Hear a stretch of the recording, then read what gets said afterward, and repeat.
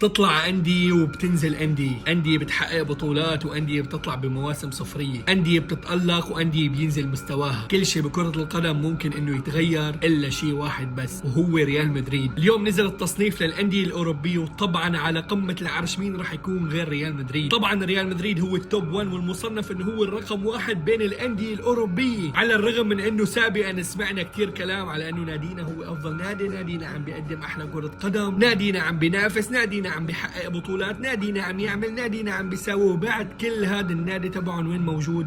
بالرقم 9. نعم عزيزي المشاهد، نعم عزيزي العاشق لريال مدريد، بالرغم كل الفترة السيئة اللي مرق فيها فريقك إلا أنه ضل موجود الرقم 1 فوق كل الأندية وفوق كل شيء عملته الأندية. هذا هو ريال مدريد. مو إذا أجا موسم وريال مدريد قدم فيه أداء سيء معناها أنه في حدا رح يطلع فوق ريال مدريد. لا لا لا أبدا، بتكون كتير غلطان. حتى لو اجت أندية وقدمت أداء حلو وعملت بطولات حلوة إلا أنه رح تضل تحت ريال مدريد مهما عملت، لأنه بكل بساطة ريال مدريد هو أفضل نادي بالتاريخ، ما رح حدا يقدر يطلع فوقه. نعم عزيزي المدريدي، لازم هلا تقوم وترفع راسك بفريقك، لانه على الرغم من كل شيء صار فريقك ضل محافظ انه يضل التوب 1. وبالنهايه اوعك تنسى اللايك والفولو يا كبير، وهلا مدريد ولاك.